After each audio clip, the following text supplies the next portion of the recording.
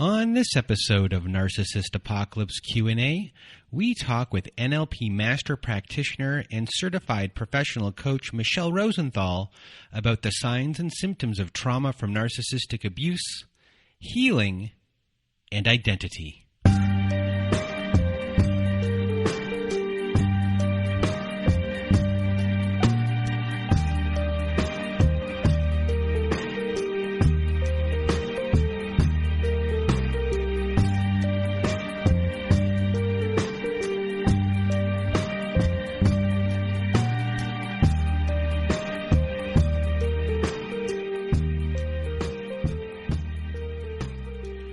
Welcome to Narcissist Apocalypse Q&A, everyone. With us today on our show, we have Michele Rosenthal.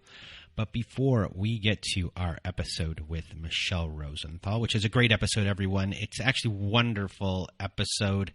We really get into depth of, not just trauma and identity. We start talking to each other, about ourselves and how the show got started and, the progression of things when it came to jumping through doors and opportunities. So please take a listen all the way to the end.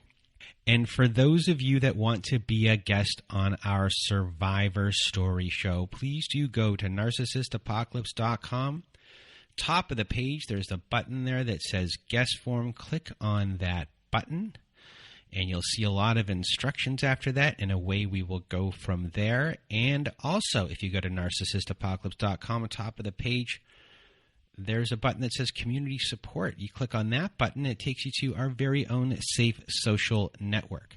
And we have a community of people on there posting on our forums. We have integrated Zoom meetings on Wednesdays and Saturday nights. We have meditation nights. We have closure ceremonies.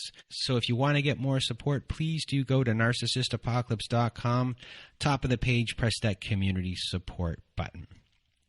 Another way to get support is to go to domesticshelters.org. So if you or someone you know are experiencing abuse, you are not alone. Domesticshelters.org offers an extensive library of articles and resources that can help you make sense of what you're experiencing, and they can connect you with local resources like shelters and find ways for you to heal and move forward. So please do go to domesticshelters.org to access this free resource today. And we have a sponsor of our show, a friend of the show, Bloomers Trading Co. And Bloomers Trading Co. hand makes stylish garlands for modern events and home and wants you to finally enjoy gathering with your friends and loved ones this holiday season. Bloomers Trading Co. is known worldwide for their like-real, durable holiday and Christmas garlands, and if you order before November 20th, they are offering you, my listeners, you people, 10% off. So head on over now to bloomerstradingco.com for 10% off all your holiday and Christmas garlands now. These will be selling out fast, and I don't want you to miss out on this holiday season. So please do go to bloomerstradingco.com, and that will be in our show notes. And that is it for today. I really want to thank Michele Rosenthal for being a guest on our show. She's infectious. You'll have to hear her. She's just someone who has this infectious voice, and you'll be hanging off of every single word while learning a lot at the same time. So a big thank you to Michele Rosenthal. And now, without further ado, here is my episode with Michele Rosenthal. Welcome to Narcissist Apocalypse Q&A, everyone. With me today, I have Michele Rosenthal. How are you? Hey, Brandon. I'm good. I'm super pumped to be with you. I've been looking forward to this all day. Well, thank you for being here. For those that don't know you, Michele is a trauma recovery specialist. She practices as a board-certified hypnotist, an NLP master practitioner, and a certified professional coach. She is an award-nominated trauma author of 3 books, and she is a trauma and PTSD survivor and mental health advocate. And you can reach her at mytraumacoach.com.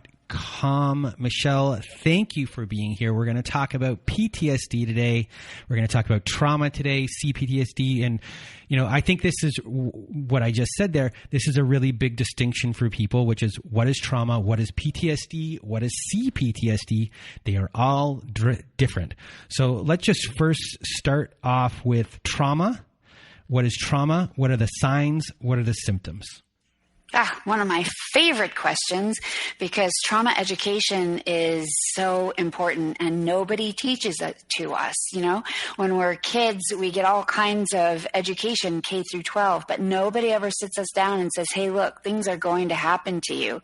And that's okay. And it's quite normal if you experience these things afterwards. So let's go through it, because I know from personal experience, if anyone had given me the information I needed, I could have healed 3 decades earlier than I did.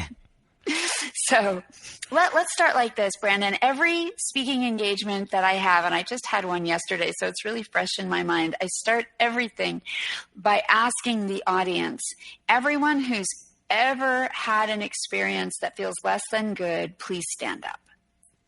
And then I say, everyone who never had an experience that feels less than good, stay seated. And then people stand up, and then I ask everyone, look around. Is anybody sitting down? And of course, everybody's standing up, because we've all had an experience that feels less than good.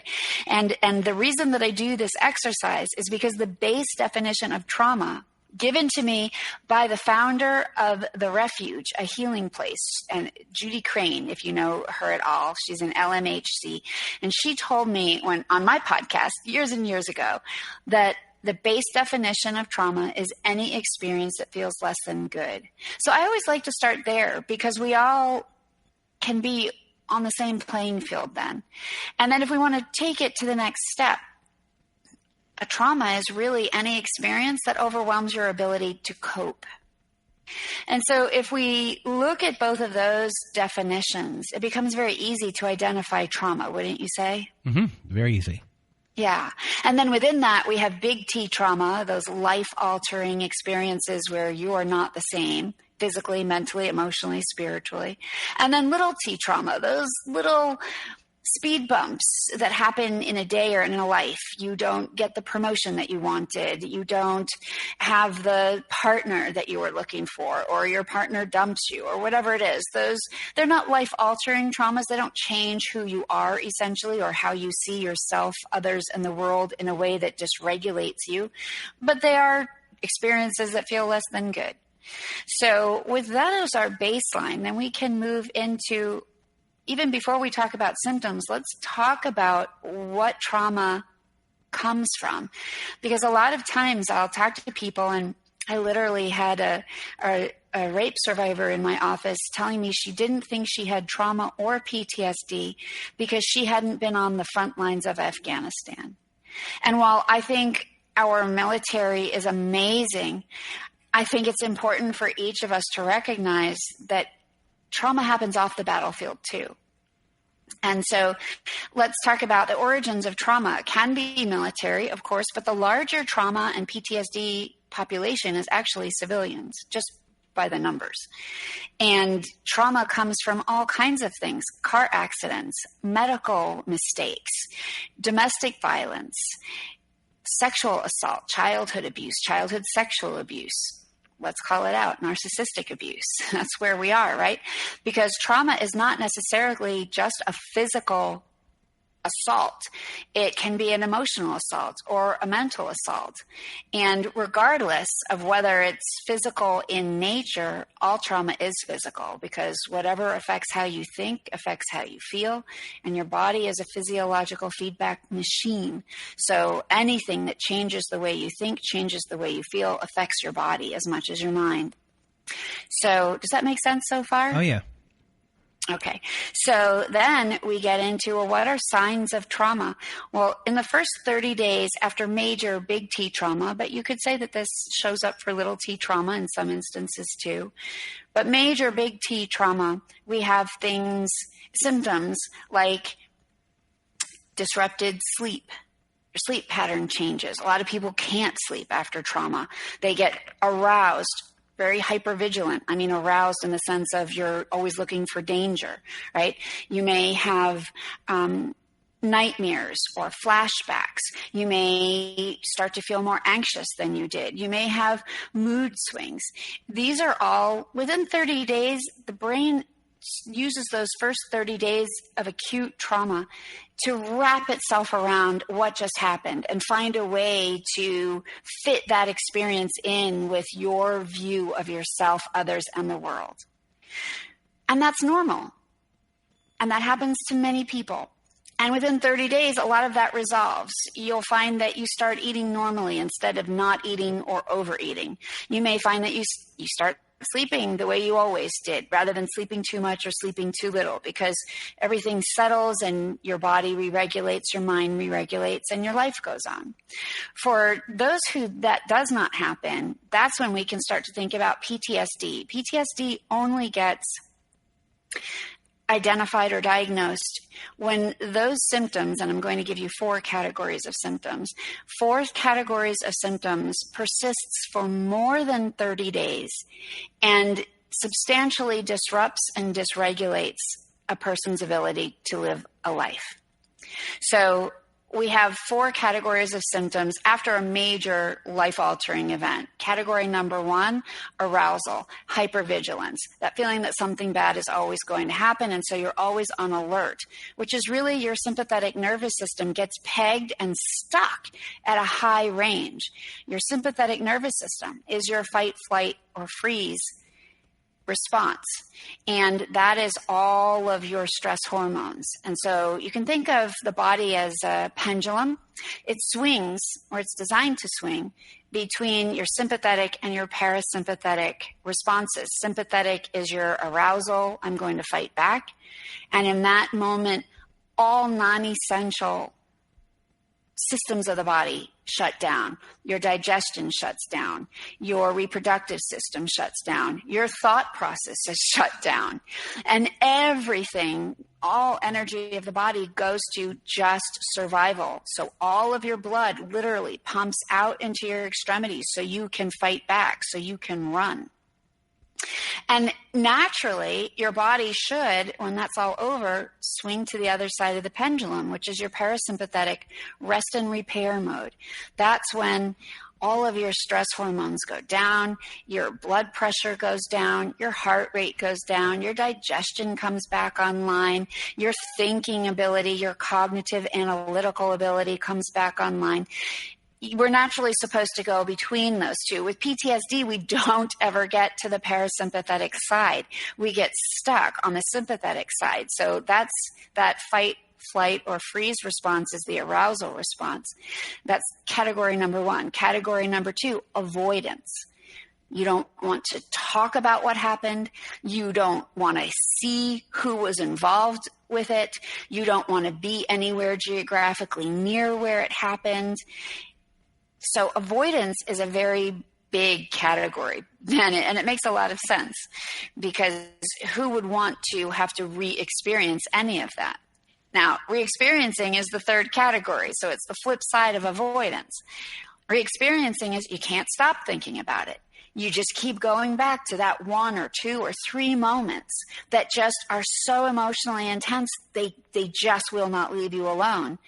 Re-experiencing also is flashbacks, where you're in the present moment, but you literally lose yourself in the present moment, and some part of you, and it's an unconscious response, some trigger happens and it literally takes you out of the moment. You have no control in the present moment, and you really think you are reliving with an absolute disconnect from the present moment. You are reliving some old moment. And I've had a flashback, so I know exactly what that's like from the inside.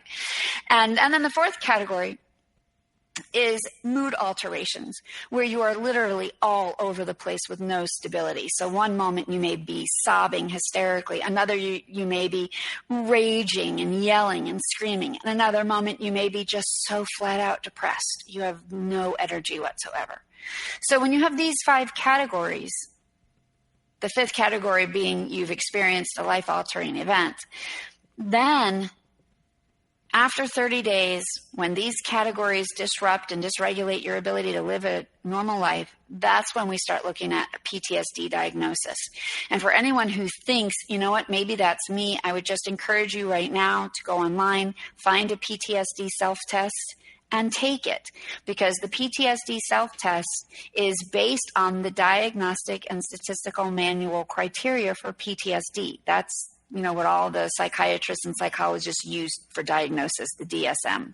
And you should listen to this because, before our conversation started, I thought something that was to do with PTSD was someone who was talking really fast and they were always jumping in conversation. And I've been wrong this whole entire time.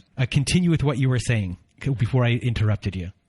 Perfect, because the third part of this is you asked me about CPTSD, and there's a great book by Pete Walker about complex post-traumatic stress disorder. And the added component of that, it has all the components of PTSD. The added component is the interpersonal abuse that is such a hallmark of that. It's relationship driven and not necessarily a relationship that you're in. It's interrelational is what I mean. So the Pete Walker book is phenomenal if you're interested in learning more about complex PTSD and the different ways that it shows up and the different effects that it has and the different relationships that it affects and how we're affected within them. It's really a fascinating book, I think, actually.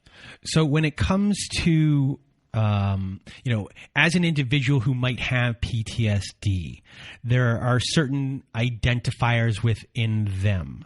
But, before we get to the healing aspect of everything, a lot of people have coping mechanisms.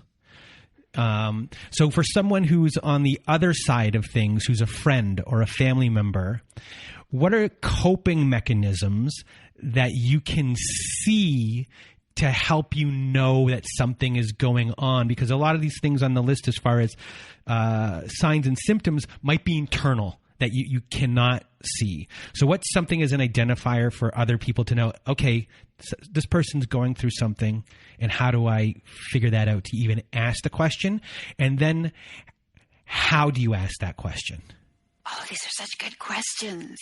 Okay, so first I would say even for family members and friends, hop online and do a Google search for PTSD self-test, because there are 22 questions on that test.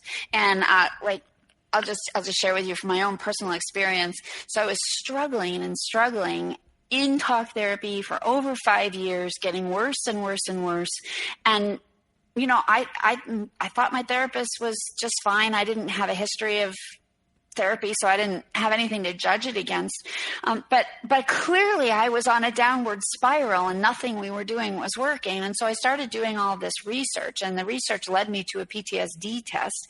And of the 22 questions, I answered positively to 20 of them, at which point I could take those questions and put it down in front of my therapist and say, hey, do you think this is part of the problem? Because look at how highly I'm rating on this scale. So I think it's incredibly useful for a survivor and also for friends and family, because some of it is things.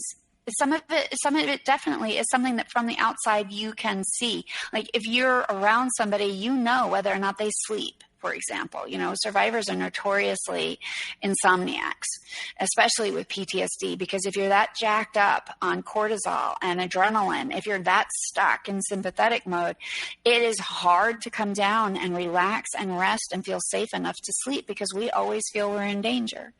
So number one, I would say definitely get the self-test, whether you're on either side.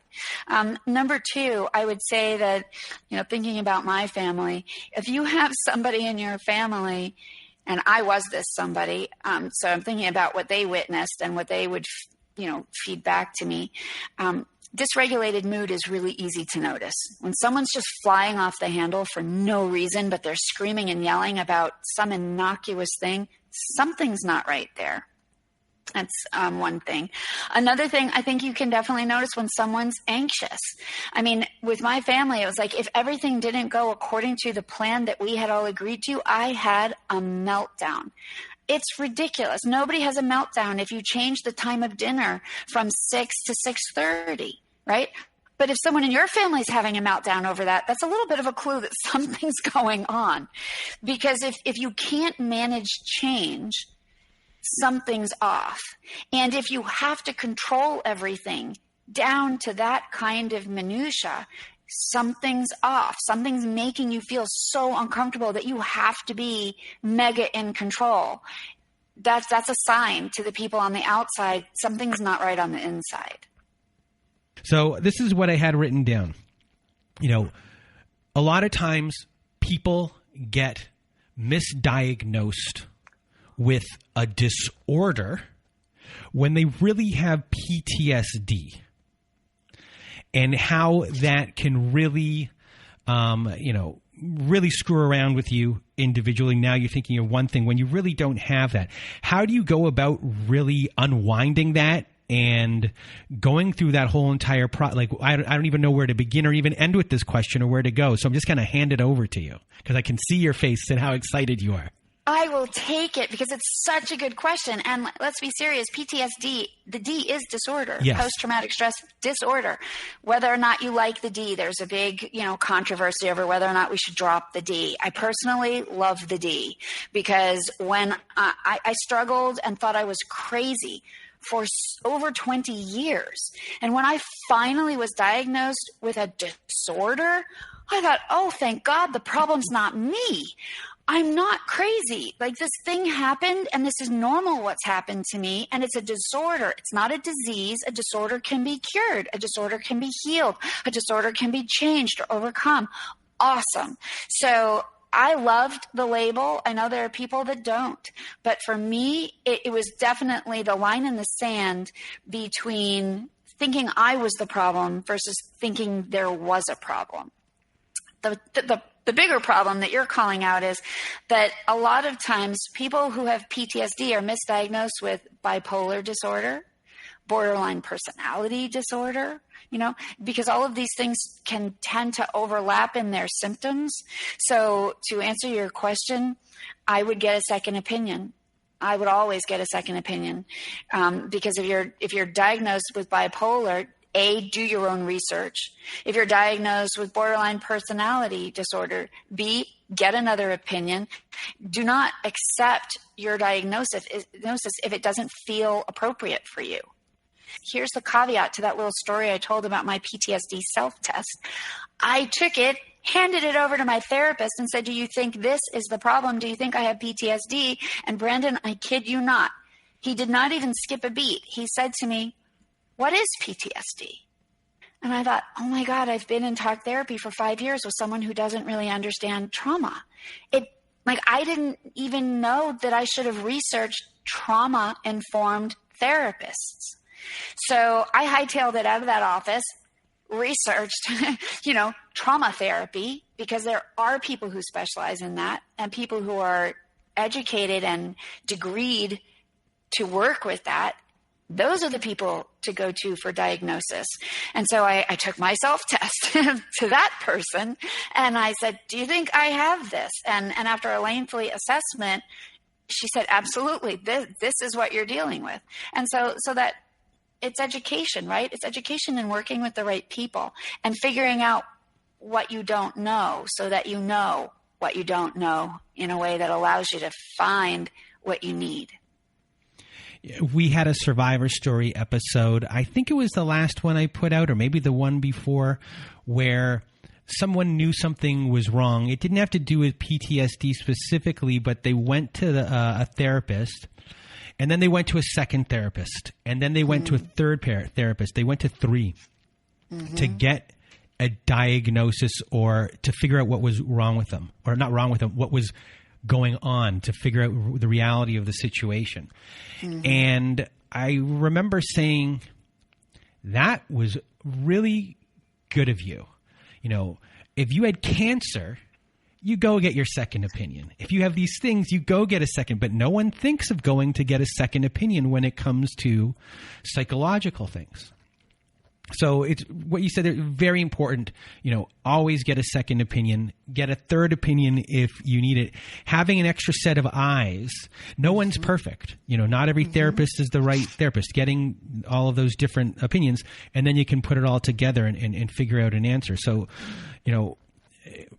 that kind of goes into, in a way, healing. Once you kind of have, an answer, you can then be like, okay, let's start to figure this out. And a very popular book that I think most people have read is called The Body Keeps Score. Mm-hmm. And a thing about that book, it's a wonderful book. It is a fantastic book. But an issue, if you had to take an issue with it, is a lot of people can't take what has been written and then go out and start applying it to healing. There's, so you have your own approach to healing. Let's just kind of go through your healing process of what you would get people to do. And I know it's got 3 phases and it's a 9-step approach. So let's start at the beginning. Perfect. And I think that, Dr. Bessel van der Kolk is the author of The Body Keeps the Score. He's the father of PTSD psychology in our time. And he's amazing. And that book is amazing. It also happens to be very dense and a very hard read, especially if you're struggling with PTSD. Because if you're struggling with PTSD, you have insomnia. So your concentration challenged, your focus challenged, you're tired, your brain is foggy. So you're already not operating on your fullest self. And that book is hard. And a lot of survivors have told me it's just so dense I couldn't get through it. But I have such respect for the work that Dr. van der Kolk has done and what's in that book. I think the application process is separate because that book is a great Bible, if you will, of understanding. But it doesn't necessarily offer you a framework for, okay, how do I do this? And that's the number one thing that I find missing in my own recovery and every survivor that I talk to, because I'm always interviewing survivors like, what's the one thing that's missing that if you had it would allow you to heal at a pace that felt good to you? And 95% of the people say to me, a process, a plan, a strategy, a framework, and direction. Direction is like one of the big words. And so in my experience, both as a survivor who successfully completed 100% recovery, because that was my intention. I was not going to stop until all the symptoms were gone. And that's not for everyone. Look, healing is hard. I don't know how explicit we can be here, Brandon, but healing sucks. It is harder to heal than to actually live with the symptoms. So I'll tell you that flat out, because you have to actually do the work. And with symptoms, you just have to manage to survive them. So managing to survive symptoms and do the work is hard. The payoff is enormous because you get your life back, you get yourself back, which is amazing. So how the framework helps is that once you know where you're going, then you can just put your head down and do the work, because you know the step that's coming up and the step after that, and you know where you are. CPTSD causes confusion. There's a lack of clarity, and a framework gives you clarity. So let's talk about it this way. You're not going to read about this in a book. This is my own personal opinion. There are 1,000 different ways to heal. This is just one of them. 3 phases. Phase number 1 is control. Now, this is not control over the outside world. It's not control over anyone or anything outside of yourself. It's about control over your own self, your own thoughts, your own feelings, your own responses, your own reactions. And in that control phase, which is where everyone begins, are 3 steps. Step number 1 is connection, because trauma disconnects us not only from the world, although it does disconnect us from the world, and not only from others, although it does that too, because we feel very isolated and alone, like nobody's ever felt the way I feel. But the worst way that trauma disconnects us is from ourselves. There is a break between who you were before and who you become after. There is a chasm between who you are in this moment and who you really want to become. So that first step is all about reconnecting to your own self. Now, it would be ridiculous to say, well, just, plug back into yourself. It doesn't work that way. You have to work through a spectrum of connection. And so I always find that the quickest thing to connect to in yourself is your desire to feel better. It's the thing that drives every day. Even on the worst day of symptom is the desire to feel better. So step number 1 is to connect to that desire to feel better and to really form a deep connection to it so that it is prioritized within you. And then step 2 is to commit to your results. And for that, I think it's something as simple as creating a really tight healing intention. And I take everybody through a 3-step process. The step for creating your healing intention, you have to figure out, what do you want to stop? What do you want to start? And what will you be able to do once you've done that you're not doing now? So that you can literally, trauma survivors don't see the future. So you can't ask a trauma survivor, who do you want to be when all this is over? I have no idea, because I don't even know who I am today. But what they can see is what they don't like in the moment and what they want to be different. So keep them in the present moment and just figure out what's the healing intention that is accessible to you today. Like I knew going into my recovery, and nobody did this for me. I did this myself. I didn't have a lot of help or direction in my process. But I knew very clearly I had a recurring nightmare. I wanted it to stop. I was an insomniac. I only slept 2 hours a night. I wanted it to stop. I had an eating disorder because we all have coping mechanisms. That was mine. The less safe I felt, the more in control I needed to be, the more I took that out on my body. So I knew those are just 3 things that I knew needed to stop. I actually sat down and took out a legal pad and filled 5 pages of things I hated about who I was. So I knew very clearly all the things that needed to change. And on the flip side, I knew that I wanted to be the kind of person who could smile. I wanted to have an authentic laugh because I had a fake laugh that I'd been using for 25 years already. And I wanted to sleep through the night, and I wanted to have a career that I liked. I just banged around. I was in default mode, so I just took whatever job was offered, and it didn't matter to me what it was. So I wanted purpose. I wanted meaning. And I knew all the things that would benefit me when I had that. So a healing intention is really great because then you can start using it as a filter for, okay, now I've got this healing intention. How do I start living this healing intention? And that leads you to the 3rd step in the control phase, which is all about committing to not just your results, but consistency.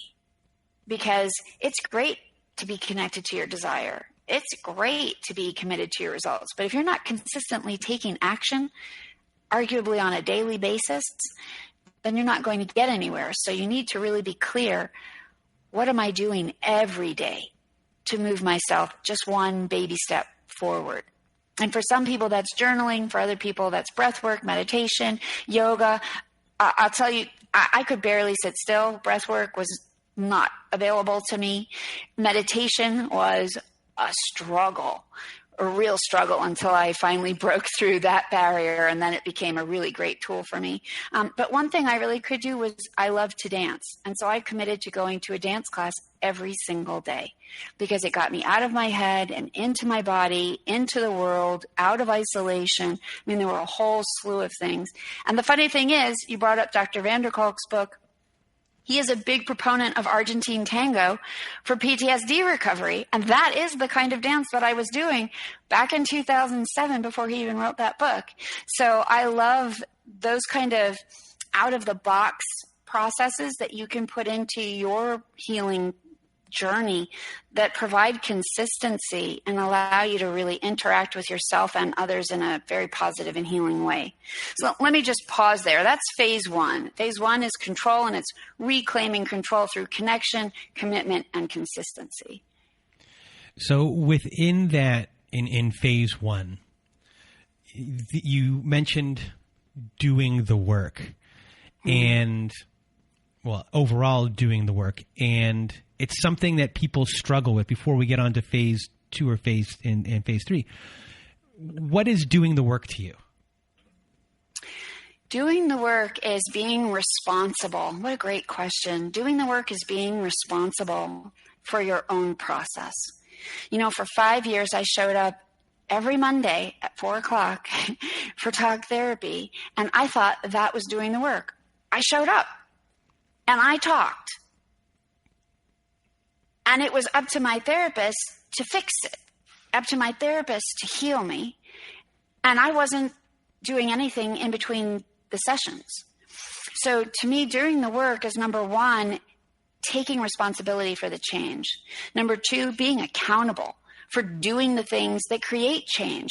For, you know, if we were talking earlier about with PTSD, we get pegged in that high end of sympathetic arousal. Well, what are you doing every day to bring it down? Guided visualization is easy. You don't have to meditate. Just put on an MP3 and listen to it. It doesn't matter if your mind wanders. I have this free MP3 that I give to everybody because I built it on 3 different processes. It's 20 minutes. It doesn't take that long. It trains your brain for peace and calm. My clients love it. Most of them tell me they fall asleep listening to it. Half of them tell me they'd never hear the second half of it because their brain they don't know where they go. That's awesome because your brain's doing the work, and you're doing the work by giving it the opportunity to train itself to go back across that pendulum swing to parasympathetic mode. So those are some examples of doing the work. The other, I had a client yesterday. She shows up for her appointment, and some days go this way. She doesn't want to talk about anything. She doesn't want to address anything. She doesn't want to figure out anything. She just wants to listen. Could I just talk? That's great. And I did. I'll talk. I'm fine with that. But the thing is, if you're checking out that much, you're not going to heal. And of course, I spoke to her about that. But I remember in my own process, as a 13-year-old kid with major medical trauma that included a near-death experience, I didn't have language to describe how I was feeling. I felt overwhelmed just by the idea of talking about it. So back then, when my mom insisted that I see a psychiatrist, and I said, oh, I'm not talking, I wish the psychiatrist had talked to me. You know, I wish she had used that time to educate me or to teach me something that was useful or just to talk, to soothe me. Instead, you know what we did for 45 minutes? We sat in silence. So I wasn't ready to do the work. But this is what I mean about doing the work. Like, you have to show up being responsible, accountable, and engaged. And you have to go into the places that feel uncomfortable. And you have to find a way to do that that's safe and appropriately paced. But that's what I mean by doing the work. Thank you. So, phase 2, what happens there? Phase 2 is when you go deep into the work. So phase 2 is about change. What a segue that was from both of us. I know. It was perfect. Really perfect. So phase 2 is once you've got that connection, that commitment, that concentrated consistency, now you're ready. You've got yourself. I always see phase 1 is like setting the foundation. You're stabilizing. Phase 2, things are going to get really rocky. So phase 1, you better put on your seatbelt and make sure you're strapped in, because those processes that you put in place in phase 1 are going to be the thing that holds you stable in phase 2. Phase 2 is going to be tough. Phase 2 is all about getting into the root cause of what's going on. So identifying that root cause, many of us know, some people don't. And here's, something that I'll just share with you from in the trenches. The reason we all get into therapy is not the reason we're getting into therapy. So I'll give you an example of what I mean by that. The thing that got me into talk therapy was I was having a meltdown because physically I was not okay. The stress, I didn't know this back then, the stress of my trauma, and I had been severely triggered. So I plummeted. My body was shutting down. My mind was in meltdown. And I had gone to all these specialists. They couldn't figure out what was wrong with my bones, what was wrong with my stomach, what was wrong with my liver. All these things were going haywire. Nobody knew why. So I went to therapy to learn how to be a chronic patient. That's why I went to therapy. But you and I both know that's not why I went to therapy, right? I went to therapy because I'm carrying all this trauma that I can't manage my life. So a lot of times what gets us into therapy is not the thing that we need therapy for, is what I'm trying to say. When I went through my coaching program back there in 2012, one of the first things said was, someone's coming in to you because their knee hurts, but their knee only hurts because they got a back problem, and their back problem is causing them to walk funny, and that walking funny is causing their knee to hurt. You're not fixing the knee, you're fixing the back. That's true. And I would add, I love that analogy, and I would add sometimes their back hurts because a disc is out in their neck. So identifying the root cause. And another way to look at that is you have to soothe the wound. There is a wound. And usually it's tied to one or two, not usually more than three, and usually just one or two really majorly intensely emotional traumatic moments. And when you can identify and soothe that wound, then everything changes. So you have to identify the root cause, soothe the wound. The next step is if you know the root cause, if you know the problem, now the next step is you have to design the solution, right? What do you want instead of what you have? And in that step, it usually has to do with, you need to strip away your story, because the story that you're telling yourself based on this wound that you've been carrying is toxic and infected. So in that second step of designing the solution, you really have to strip away your old story. And then all of that opens you up to developing the new program. And I use the word program very specifically because I am a neuro-linguistic programmer. I am a board certified hypnotist. We work with the unconscious programming and the neurological embedded information. So the last step of that change phase is develop the new program. So once you've soothed the wound, once you've stripped the story, then you can develop the new program. And the new program is really always based on shifting the meaning. Because what that wound caused you to think about who you are, develop the story you've been telling yourself, which caused the meaning that you've placed on that whole event. But when you soothe the wound and you strip away the story, logically and naturally the meaning shifts and changes. And in that way, then you can put in place an entirely different program. And you can do that consciously and unconsciously. But all that work, it's exhausting. So it's so worth it. But going into it, you have to be prepared. And I always tell people, where's your support system? And that's not necessarily family, right? That can be friends, that can be coworkers, colleagues, church members, religious affiliations, whatever it is. Get your team together, because you're going to want there to be people that you can connect with and that can hold you. And that team can be one other person, right? It doesn't have to be like, we're not talking about a football game, right? We don't need 9 people on the team. We just need some support so that as we're going through it, we're held. And for me, one of my team members, I was blessed to have a family that was supportive, but my biggest team member was my puppy, because I really wanted to end it all. And the more I thought about that, the more frightened I became about my own mental state. And one day I just realized I need a puppy. Because if there's something else in here in this space with me, A, I'll be more present, so my mind will stop spinning out that way. B, I'll have something I have to take care of, so I'll be responsible for something outside of myself. And C, puppies are just funny. So a little humor goes a long way in recovery. And so I did. I went and I got a puppy.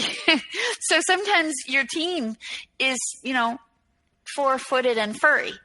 It doesn't have to take a shape anything other than what feels good to you. So you're presenting everything in such an easy and digestible way, and it's something that's very complicated. So I just really, in the middle of the show here, I just want to thank you for being here. Thank you. So when it comes to phase 3, what would happen in phase 3? Phase 3 is the fun part. Phase 3 is where you get to do what nobody ever taught you to do and nobody ever told you you could do.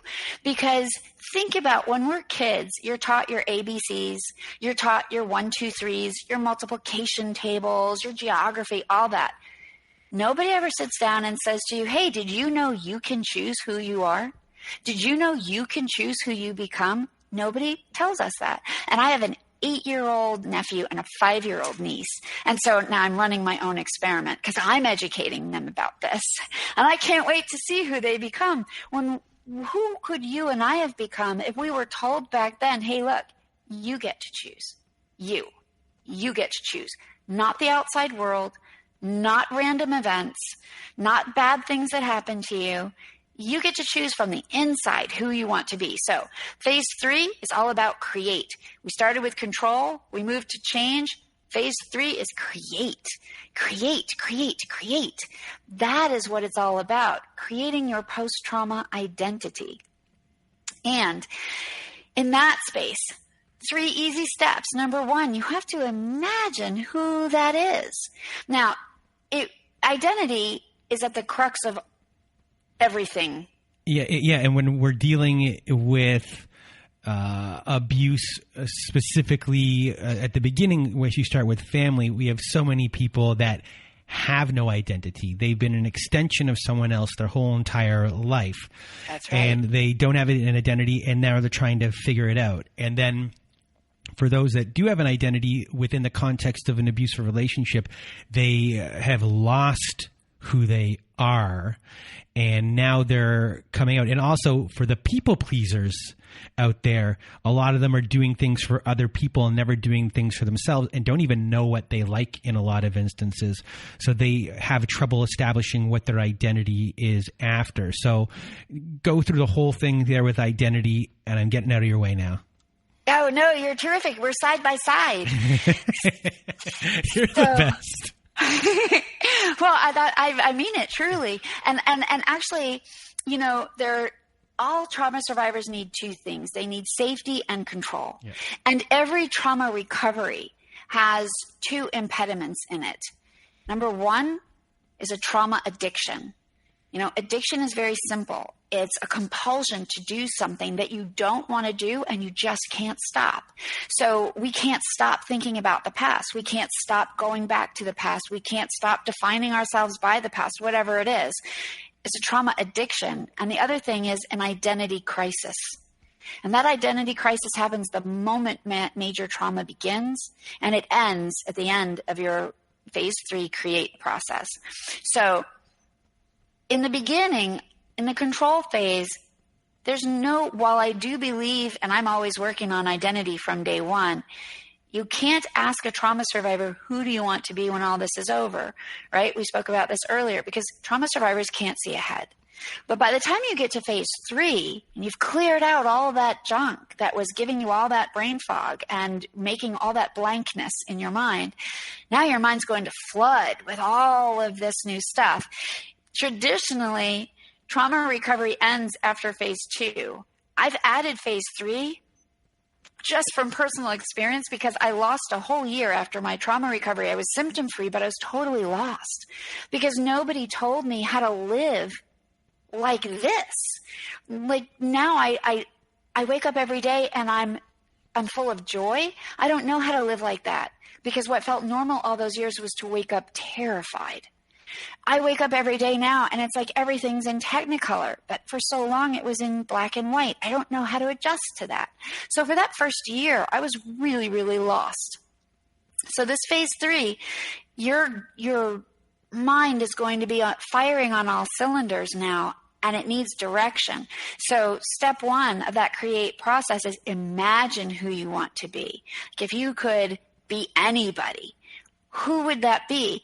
Now, a lot of people will immediately start talking about meaning and purpose and values, but I actually think that it needs to start earlier than that with just traits, qualities, and characteristics, because that's what you most immediately have available to you. It's going to take time to figure out what are the values that you want to live by, because first you have to figure out how to live as who you are. And I don't mean a lot of time, it can be a week, but you need to start by deciding what kind of person do you want to be. And so in this first step, you imagine who that person is. And everybody has, we're all on a spectrum of imagination, how much you allow yourself to be creative and step into it. I was pretty closed at the beginning for myself, so I knew that I wanted to be a person who was joyful. I knew that I wanted to be a person who could love, because I had been emotionally dead for a really long time. I knew that I wanted to be someone who did something that made a difference in the world. I didn't know what that was, but I knew that that's what I wanted. So in that first step, you start with traits, qualities, and characteristics, and then you can start exploring values, purpose, meaning. Those things are they're hard to do. So I don't even go there right away. Traits, qualities, characteristics, and then passion is the next thing to me to explore. Because when you can identify what you're really passionate about, what excites you, what turns you on, what makes you feel like, oh my God, I'm so alive. This is who I am. Oh, that's the moment I want you to then start figuring out your values, your purpose, and your meaning.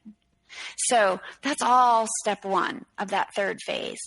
And then step 2, once you really identify and work out that whole process of who it is that you want to be, then look, I like to bring business tactics into personal development, because business tactics are so cut and dry. They're so linear, and personal development is so all over the place. So in this second step, I like to bring in business processes, for example, quarterly planning. So if you know who you want to be, then you could say, okay, well, over the next 365 days, I'll figure out how to be that. That's very lacking in focus, lacking in direction. But if you overlay on that, for example, a WHOOP process. Do you know WHOOP? Nope. So it's all about, yeah? Tell me about it. I'm going to. WHOOP is a quarterly planning process for business. So it's based on wishes, outcomes, obstacles, and your plan. And you can make an XY axis. And then the top 2 quadrants, if you're going left to right, wishes and outcomes, and the bottom 2 obstacles and plan. So then you take that overall identity that you want and put it through the WHOOP process, which is outside the scope of what we can talk about right now. But it allows you to develop a plan. And from that plan, you develop a strategy. And from that strategy, you chunk things down. And when you chunk things down, now you know what you're doing monthly, weekly, daily, hourly, if you want to, so that then you can literally be less overwhelmed and more engaged in actually taking the steps to create that person that you want to become, which directly then leads you to the third step in the create process, which is integrate. Because in moving forward, you're not leaving the past. You're not turning your back on your past self or having to cut them loose or anything. You're taking the trauma that used to be so big and you were so small, and you're flipping the proportions so that you're so big and the trauma is so small. There's, I'm from New York City, and my mom's an artist. So she used to oh my gosh, multiple weekends every year growing up. She would take us to museums. And she took us to the Museum of Modern Art one day. And I'm not kidding. The wall was a city block long, and there was a huge white canvas, white, with a silver frame. And you could see it, like the artist had painted the white. It was white paint on white canvas, and you could see the brushstrokes. And in the bottom right-hand corner was a small black dot. And I remember looking at that canvas. I was probably 15 or 16. I'm thinking, what a dumb picture. Like, I could do that, and it's hanging in a museum. But all these years later, I love that picture because originally the trauma is the white and you are the black dot. And in this integration phase, it all flips. You are the white and the trauma is the black dot. And we integrate the past into the present of who we are so that it becomes a small part of the larger being of you. And when you do that, that's the sweet spot. That whole process that you started in the control phase, that you pulled through the change phase, and that you then layered in the create phase, you have now completely gone from powerless to powerful when you are bigger than your trauma.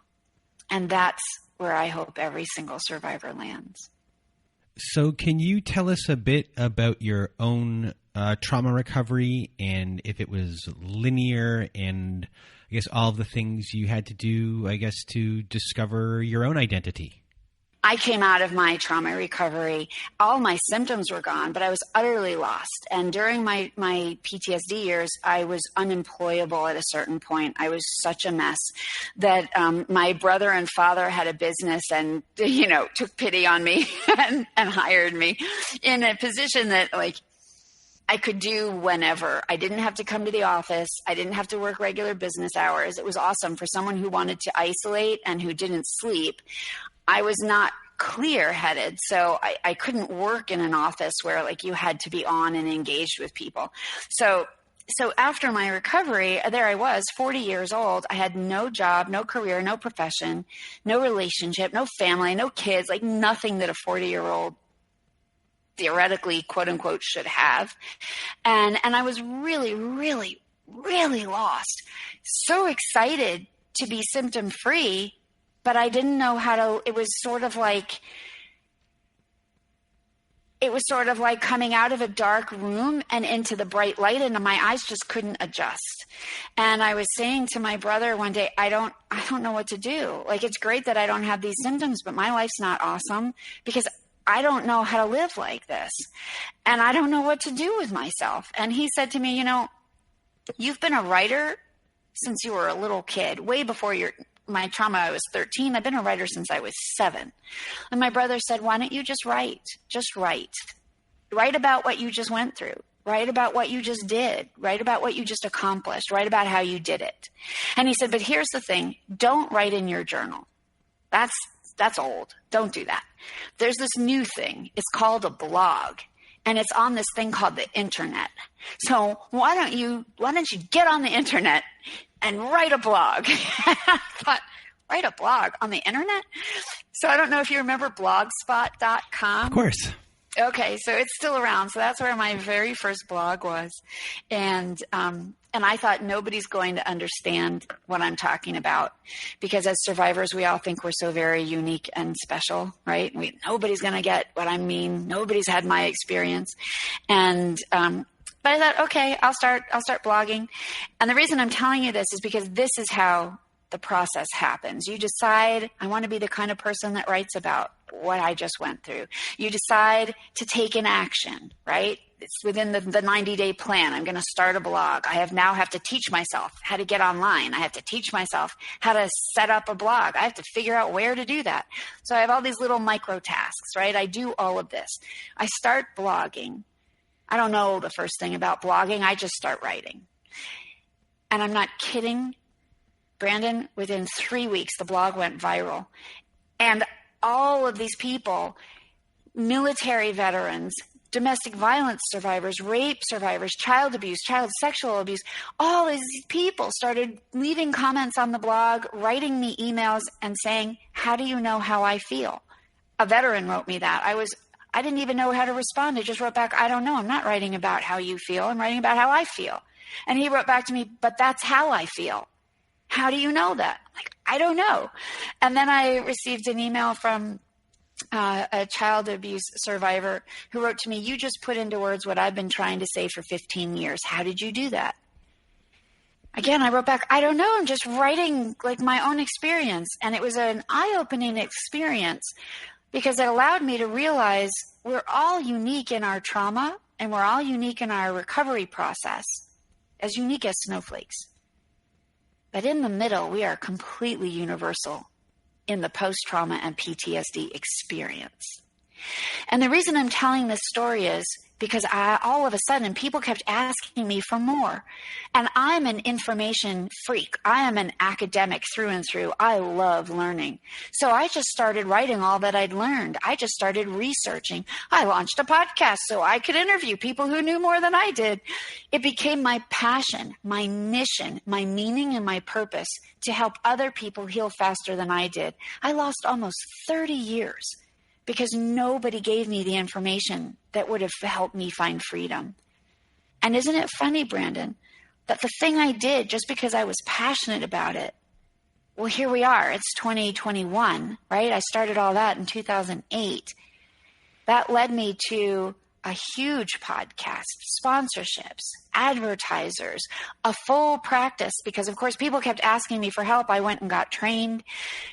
Then book deals started coming. I didn't even ask for them. They were completely unsolicited. I, to this day, don't have an agent, but I have all of these books out with these great publishers just because I stayed in my passion and I followed the good energy. So I like to share that story because everything is great within a framework and a linear business-oriented structure. And within that, you go all over the place as you figure out step after step. And if you stay in tune with what matters to you, if you stay connected to that desire, but now it's a different desire, right? In phase 1, we talk about the desire to heal and feel better. And in this part, this post-trauma phase, we stay connected to our desire to do something that feels good. And if you just tap into that, you can just ride that wave all the way into the beach because it will carry you and you will balance on it perfectly and beautifully. A little wobbly sometimes because you don't know what you're doing, but it will take you where you want to go. And whether it takes 1 week or 1 decade doesn't matter. It's all the process of exploration and discovery. And that's what life is really about. I could go on forever with everything you just said right there. Part of this show, like, I guess there are survivor stories. Part of the mandate, or not mandate, but the things I like the most before I interview people, I always say that part of your job, because whoever is the guest on the show, it's their job.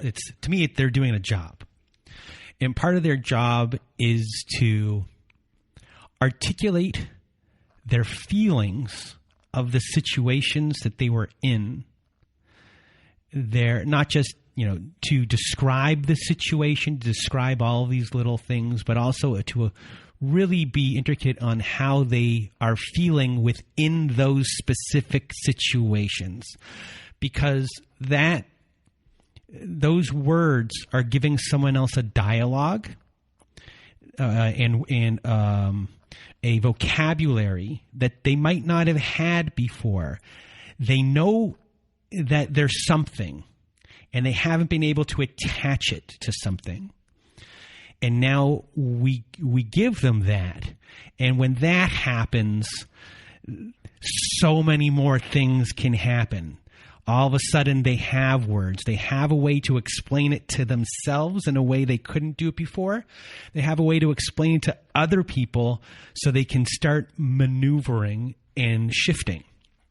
And, a lot of what you said there, has to do with that. And it's interesting how, people's stories might not be the exact same stories, but there's this core thing.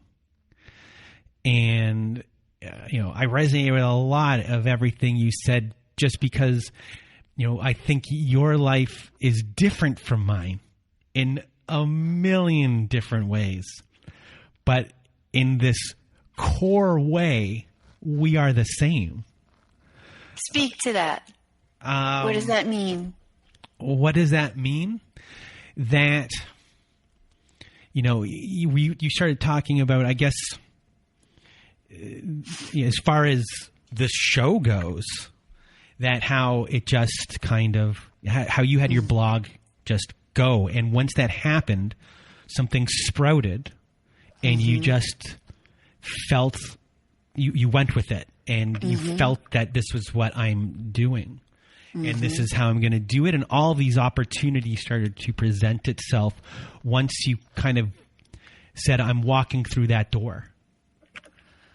And with this show, it wasn't intended to be this. This just wasn't the intention of this show to begin with. It wasn't even a thought process in my mind. That's gorgeous. And then when the door opened, I was, when you live a lot of your life pessimistic and you live a lot of your life not that you're not aware of things and you're not, but when you're living in a specific kind of way, not that a dark cloud is over you, but just, it's hard to explain, but as your life shifted and you're now in this moment, I was like, that's a door. Before all these other things were happening, there's too much kind of going on. I couldn't see that there was a door or recognize, hey, that's a door. And as soon as that happened, I was like, that's a door and I should walk through it. And I think a lot of it has to do with confidence and these little building blocks. And I always believe in the power of service work as far as building confidence in you and the shared human experience where if someone, like whatever you're doing in your life, if you don't value yourself, but then one day through service work, someone who looks at you and goes, hey, I value what you just did. And there's no money behind it and there's nothing like that. It's just a human to human experience that gives people confidence that, you're worth something. And a lot of the time you're lost in self-worth issues and things along those lines. And all of a sudden, a door opens, you walk through. And then you walk through the next one and you walk through the next one. And then all of a sudden you can see 5 doors. And I think that is in a strange way, our similarity in the sense of,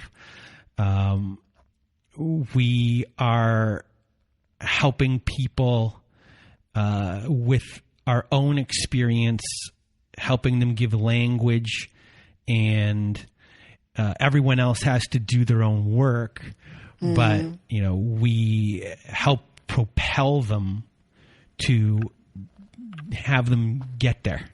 I think you take it a lot step further with the programs and things that you do, as I see myself more as I'm a stepping stone to get you to people like you. We're all in an ecosystem. Yes. Of healing. Right? Yeah. So it's great to be interconnected that way. Yeah. So did that explain everything? Yes. Thank you. All right. So, before we leave here today, where can people find you once again? Where are you located? Are you worldwide? Tell us everything.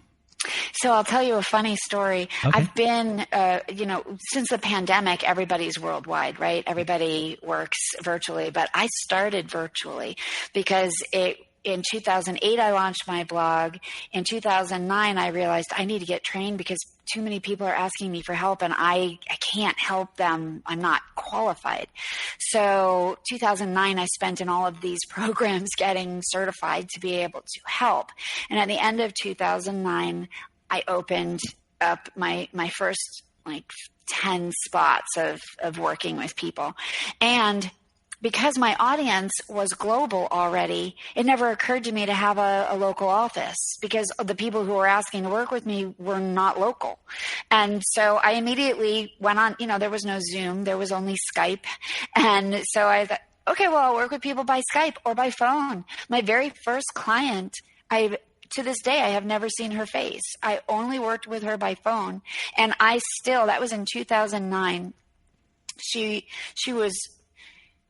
It's an interesting story because it shows you the power of connection.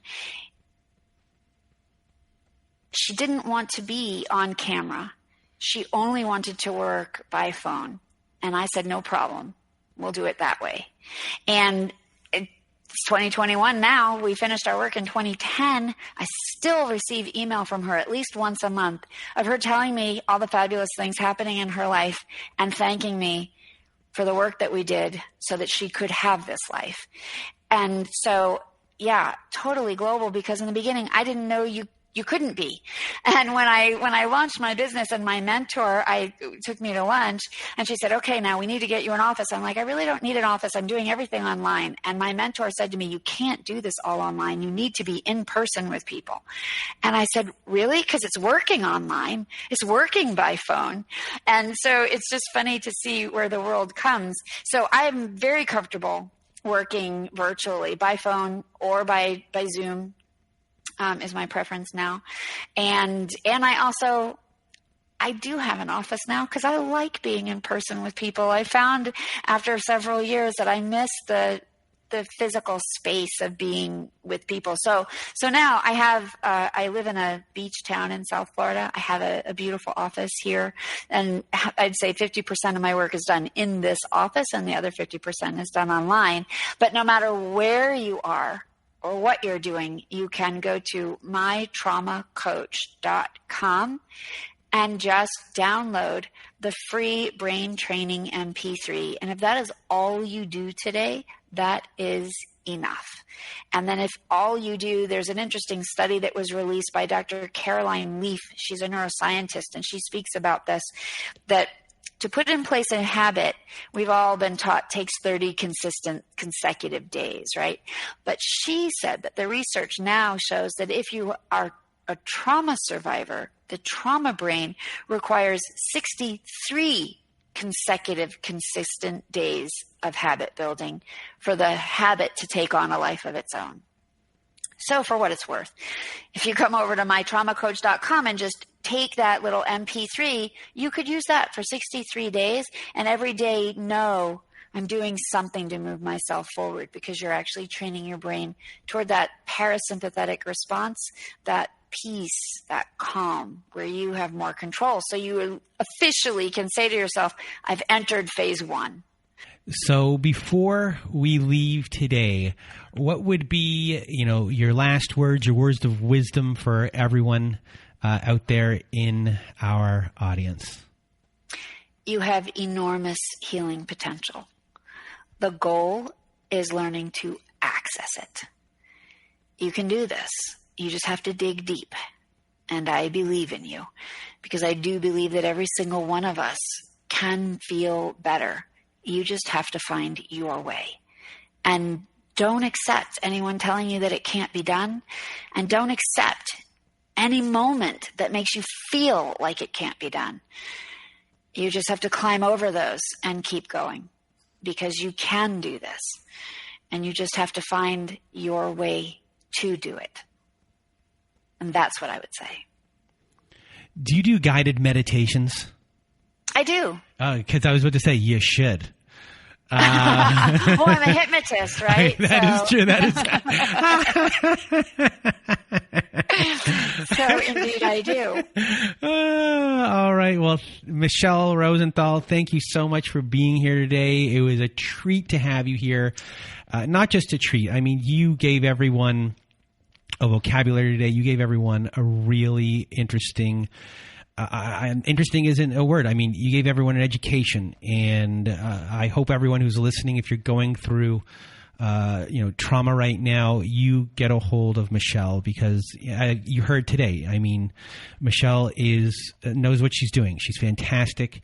And she's just a great person as well. So, Michele, thank you so much from me and everyone in our community. And for everyone listening, we hope you have a good night.